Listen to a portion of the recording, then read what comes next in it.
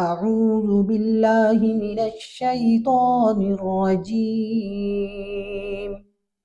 بسم الله الرحمن الرحيم. ولقد أخذ الله ميثاق بني إسرائيل وبعثنا منهم 12 نقيبا وقال الله إني معكم لئن أقمتم الصلاة وآتيتم الزكاة وآمنتم برسلي وعزرتموهم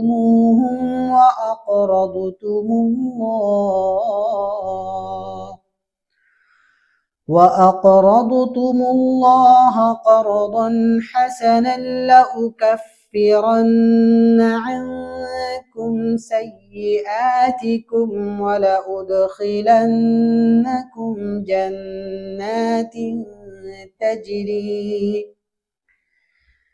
جنات تجري من تحتها الأنهار فمن كفر بعد ذلك منكم فقد ضل سواء السبيل.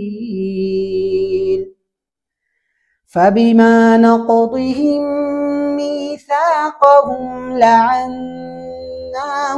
وجعلنا قلوبهم قاسية يحرفون الكلم عن مواضعه ونسوا حظا مما ذكروا به ولا تزال تطلع على خائنة منهم إلا قليلا منهم فاعف عنهم واصفح إن الله يحب المحسنين. ومن الذين قالوا إنا نصارى أخذنا ميثاقهم فنسوا حظا مما ذكروا به فأغرينا بينهم العداوة والبغضاء إلى يوم القيامة وسوف ينبئهم الله بما كانوا يصنعون. يا أهل الكتاب قد جاءكم رسولنا يبين لكم كثيرا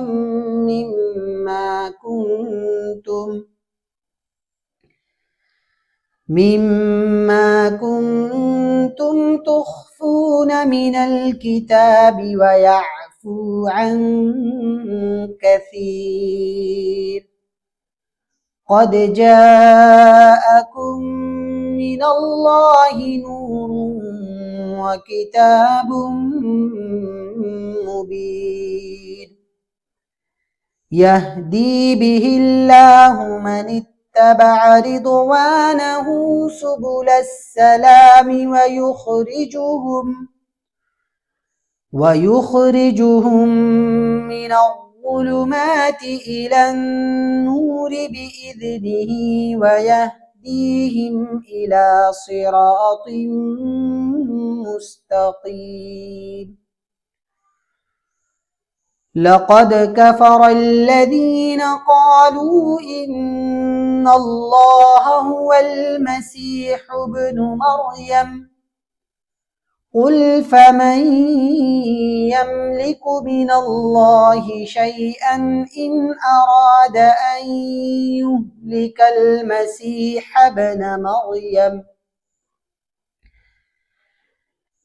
أراد أن يهلك المسيح ابن مريم وأمه ومن في الأرض جميعا ولله ملك السماوات والأرض وما بينهما يخلق ما يشاء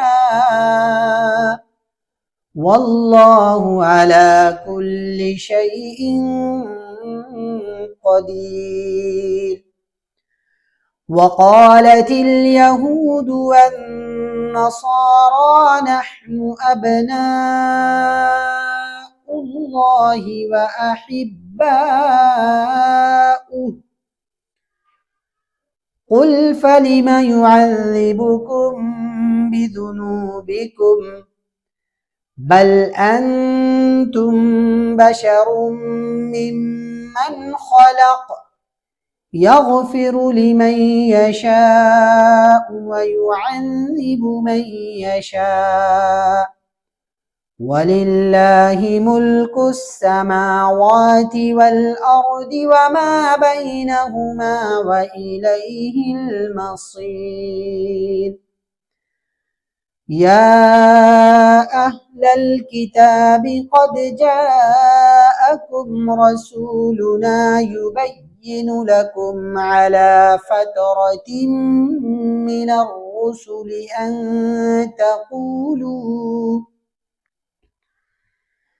أن تقولوا ما جاءنا من بشير ولا نذير فقد جاءكم بشير ونذير والله على كل شيء قدير. وإذ قال موسى لقومه يا قوم اذكروا نعمة الله عليكم إذ جعل فيكم أنبياء وجعلكم ملوكا وآتاكم ما لم يؤت أحدا من العالمين. يا قوم ادخلوا الأرض المقدسة التي كتب الله لكم ولا ترتدوا على أدباركم فتنقلبوا خاسرين. قالوا يا موسى إن فيها قوما جبارين وإنا لن ندخلها حتى يخرجوا منها فإن يخرجوا منها فإنا داخلون.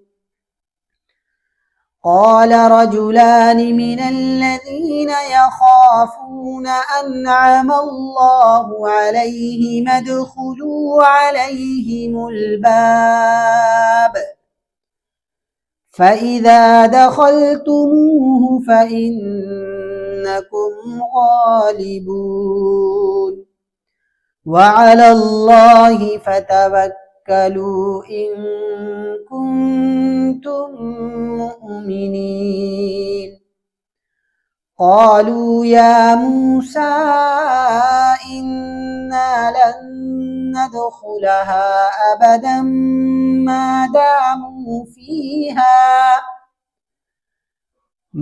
داموا فيها فاذهب أنت وربك فقاتلا إنا هاهنا قاعدون. قال رب إني لا أملك إلا نفسي وأخي فافرق بيننا وبين القوم الفاسقين. قال فإنها محرمة عليهم 40 سنة يتيهون في الأرض فلا تأس على القوم الفاسقين. صدق الله العظيم.